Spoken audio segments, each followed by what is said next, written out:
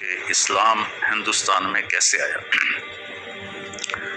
سب سے پہلے محمد بن قاسم رحمۃ اللہ علیہ، انہوں نے 92 ہجری میں سندھ پر حملہ کیا جب راجہ طاہر کے ڈاکوؤں نے مسلمانوں کا ایک قافلہ لوٹ لیا، بحری جہاز۔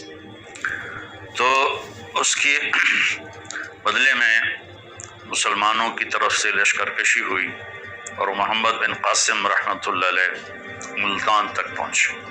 ان کے پاس 12,000 کا لشکر تھا، لیکن جب وہ ملتان پہنچے وہ لشکر 1 لاکھ ہو چکا تھا کہ مقامی لوگ فوج کے اخلاق اور محمد بن قاسم کی سیرت سے اتنے متاثر ہوئے، وہ جوک در جوک مسلمان ہوتے چلے گئے اور ملتان جب پہنچے تو وہ 1 لاکھ میں تبدیل ہو چکے تھے۔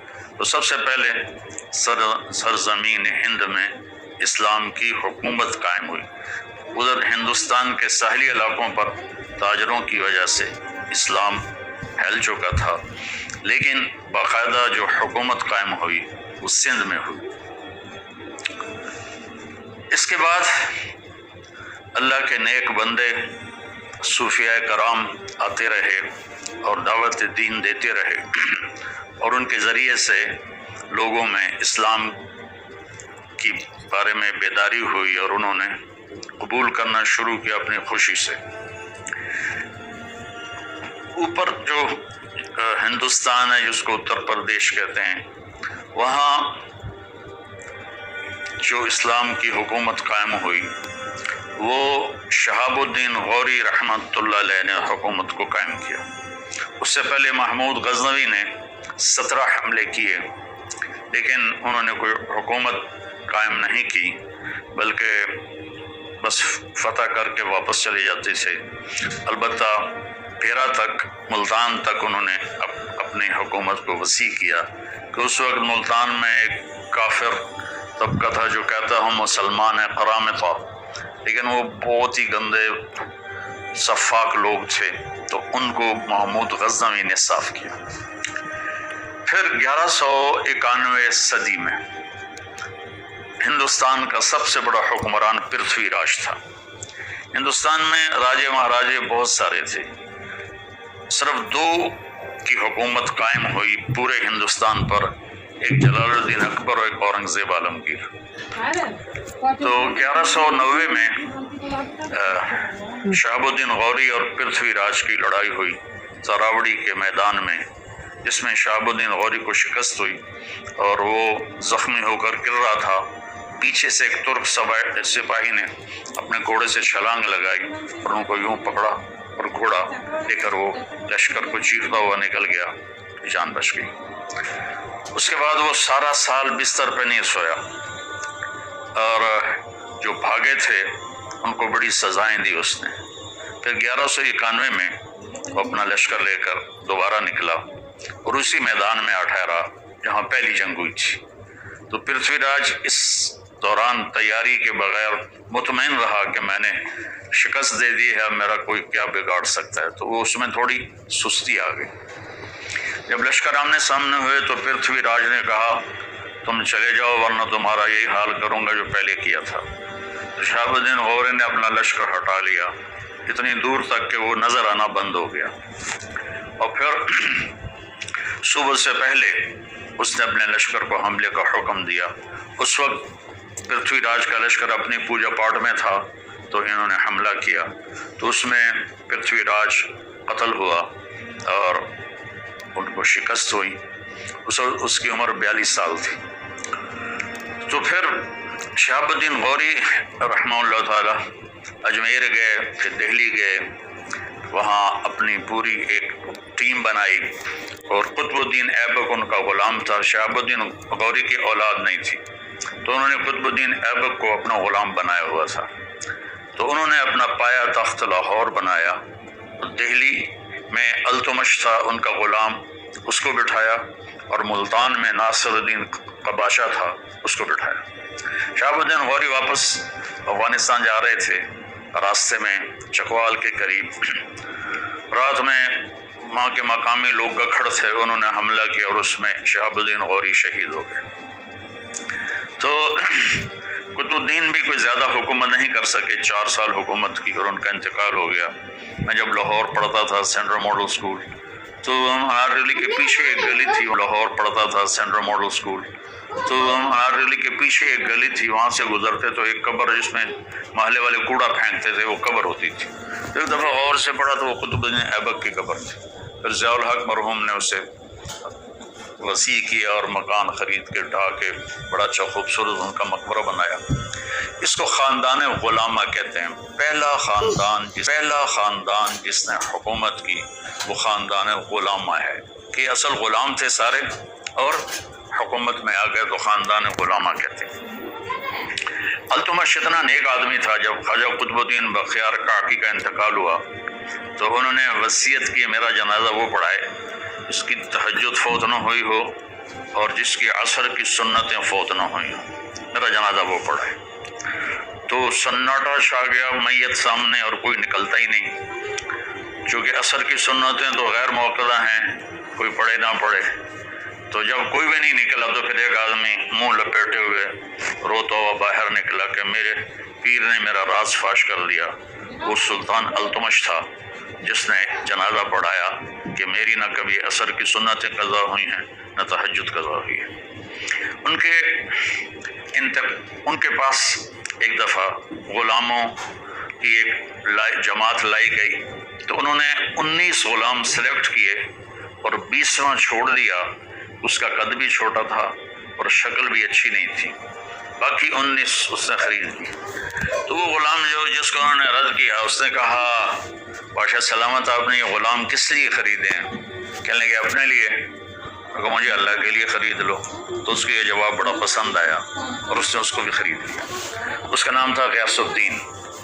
تو جب یہ التمش کی سلطنت عرصہ چلی، اس میں اس کی ناصر الدین بہت نیک آدمی تھا اور اس کی بیٹی رضیہ سلطانہ التونیہ سے شادی کر کے حکومت کی کوشش کی لیکن قائم نہ ہو سکی۔ ترک سردار عورت کی حکمرانی پر سیخ پا ہو گئے، پھر وہ لڑائی میں بھاگ گئی، پھر قتل ہو گئی۔ تو اس کے بعد غیاث الدین بلبن حکمران بنا۔ غیاث الدین بلبن اس وقت دیپال پور میں گورنر تھا، تو وہاں جب شور شرابہ ہوا، سلطنت کمزور ہوئی تو وہ یہاں سے گیا اور اس نے دہلی کے تخت پہ قبضہ کیا اور اس نے 20 سال حکومت کی۔ اور غیاث الدین بلبن کا یہ احسان ہے ہندوستان کے مسلم نان مسلم پر کہ اس نے واحد بادشاہ جس نے تاتاریوں کے حملوں کو ناکام بنایا، اور تاتاری ہر دفعہ شکست کھا کے پیچھے ہٹے، واپس بھاگے۔ آخری جنگ میں اس کا بیٹا محمد وہ شہید ہو گیا، اس کا ایک ہی بیٹا تھا۔ تو اس کے غم میں پھر 7ویں دن وہ بھی مر گیا اس دکھ میں۔ تو حکومت خلجی خاندان میں شفٹ ہو گئی۔ علاؤالدین خلجی تھا جس نے اپنی حکومت قائم کی۔ اس کے بعد جلال الدین خلجی کا بھتیجا تھا علاؤالدین۔ جلال الدین کو غلاموں نے قتل کر دیا۔ تاریخ والے کہتے ہیں اس میں علاؤالدین کا ہاتھ تھا، لیکن مجھے نہیں لگتا چونکہ وہ بہت نیک آدمی تھا۔ تو علاؤالدین نے پھر کوئی 20 سال کے قریب حکومت کی۔ وہ بھیس بدل کے بازاروں میں پھرتا تھا اور چیزوں کے بھاؤ دیکھتا تھا، لوگوں کے حال پوچھتا تھا۔ تو خلجی خاندان جب ختم ہوا تو اس کے بعد آیا تغلق خاندان۔ تغلق میں محمد تغلق واحد بادشاہ ہے۔ وہ تھا صرف پھرا، چھوٹی چھوٹی بات پہ قتل کرا دیتا، لیکن وہ واحد بادشاہ ہے جس نے علماء کو کہا خانقاہوں سے نکلو، مسجدوں سے نکلو اور جا کر اسلام کی تبلیغ کرو، تم بیٹھ کے کھاتے رہتے ہو۔ تو اس نے دعوت اسلام شروع کروائی محمد تغلق نے۔ تو تغلق کے دور میں 1398 میں وہ بدماش تیمور آیا جو ادھر سے کلات کے راستے سے آیا، ملتان کو تباہ کیا۔ یہ میرا چھوٹا سا قصبہ تو لمبا ہے، اس کی اینٹ سے اینٹ بجا دی۔ پھر وہاں سے وہ بٹھنڈا کی طرف نکلا، اسے تباہ کیا۔ بٹھنڈا سے دہلی پہنچا، اسے تباہ و برباد کر دیا۔ وہ اس کی عادت تھی، وہ پہلے دن جب لشکر گھیرا ڈالتا تھا نا شہر کا تو سفید جھنڈا لہراتا تھا۔ اس کا مطلب تھا کہ ہم سے صلح کر لو، ہم سے لو، تمہارا مال لوٹیں گے، تمہیں کچھ نہیں کہیں گے۔ اگر وہ اس پہ نہیں آتے تو دوسرے دن وہ سرخ جھنڈا لہراتا تھا کہ میں صرف فوجیوں کو قتل کروں گا، عوام کو کچھ نہیں کہوں گا۔ तुम हथियार डाल दो। तीसरे दिन वो काला झंडा लहराता था कि अब मैं ना कोई बच्चा छोड़ूंगा, ना कोई बच्ची, ना औरत, ना मर्द।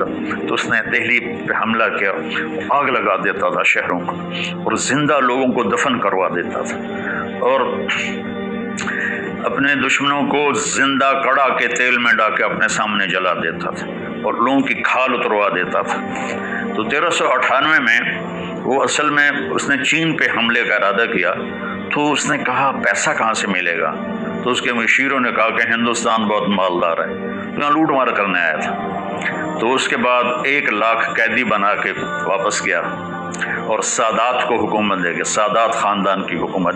मैं मुख्तसर बता रहा हूँ ताकि आपके सामने एक तस्वीर आ जाए। तो वापस जा रहा था तो उसको सफ़र में दुश्वारी पेश आई कि 1 लाख आदमियों को लेकर चला होना कि सबके सर उड़ा दो ताकि हम आसानी से सफ़र कर सकें। सबके सर उड़ा दी। सादात ख़ानदान के बाद जब उनमें इंतशार हुआ और वो बिखर गए तो लोधी ख़ानदान की हुकूमत आई, बहलोल लोधी। तुगलक में फ़िरोज़ तुगलक बहुत बड़ा बादशाह था। ये जो मकबरा बना हुआ है मुल्तान में शाहरुख़ुल आलम रहमतुल्लाह अलैह का, ये फ़िरोज़ ने अपने लिए बनवाया था। लेकिन जब शाहरुख़ुल आलम का इंतकाल हुआ तो उसने कहा इनको यहाँ दफन किया जाए। तो वो इल्म दोस्त था, उलमा की कदर करता था। तो लंबा में एक उस ज़माने में मौलवी अब्दुल्ला साहब रहमतुल्लाह अलैह थे।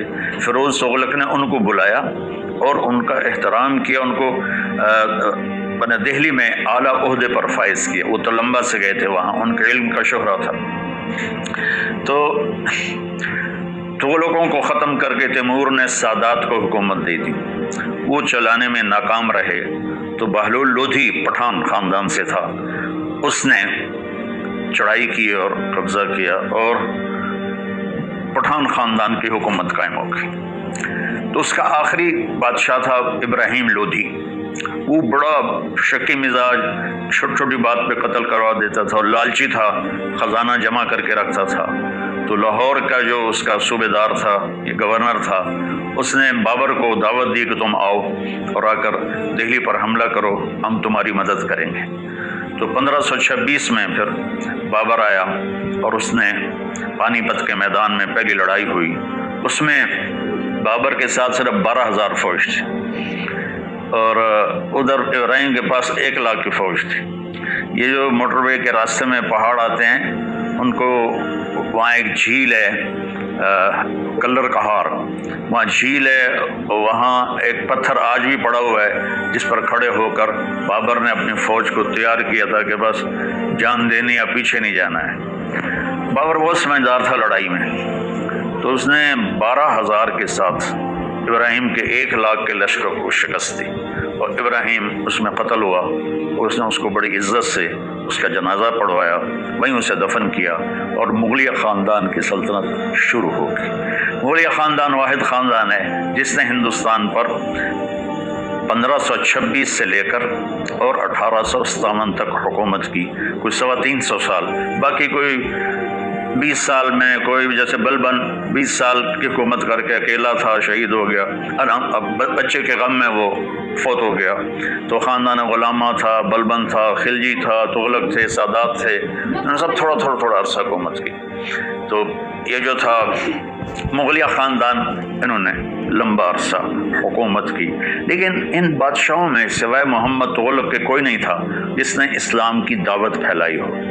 उनको बस मुल्क गिरी का शौक़ और अपनी हुकूमत बढ़ाने के शौक़ थे, जिसकी वजह से वो दावत उनको याद ही नहीं थी कि हमने कोई इस्लाम भी दुनिया में फैलाना है या हिंदुस्तान में इस्लाम फैलाना है।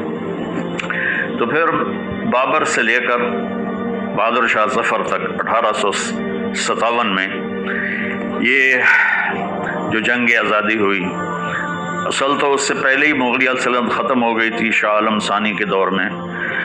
और मैं हैरान हूँ कि अंग्रेज़ आए और जहांगीर से मिले, उसके सर ताजर लोग, उसके सर में दर्द होता था बहुत। तो उन्होंने, अब हमारी देसी दवाओं में कोई ऐसी दवा नहीं जो सर दर्द को फौरी ठीक करे, उन्होंने उसको अपनी वो गोली दी, वो एकदम ठीक हो गया।